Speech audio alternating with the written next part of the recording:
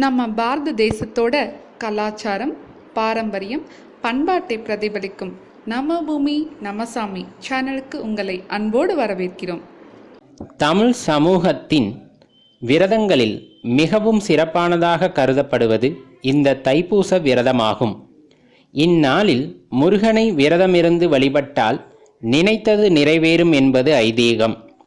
விரதமிருப்பவர்கள் காலையில் நீராடி முருகனை வழிபட்டு விரதம் மேற்கொள்வர்.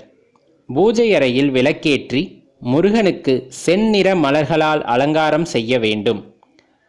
பாலதேவராய சுவாமிகள் எழுதிய கந்தசஷ்டி கவசம், அருணகிரிநாதர் எழுதிய கந்தர் அலங்காரம், கந்தர் அனுபூதி பாடல்களை படித்து தீபாராதனை செய்ய வேண்டும்.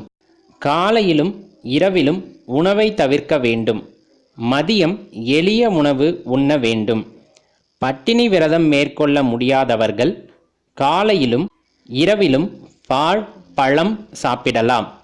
மாலையில் முருகன் சன்னதியில் விளக்கேற்றி பிரகாரத்தை வலம் வர வேண்டும். திருமணம், வேலைவாய்ப்பு உள்ளிட்ட விஷயங்களில் ஏற்பட்ட தடங்கல்கள் நீங்க இந்த விரதத்தை மேற்கொள்ளலாம். மேலும் தகவலுக்கு எங்கள் சேனலை மறக்காமல் சப்ஸ்கிரைப் பண்ணுங்கள். நன்றி.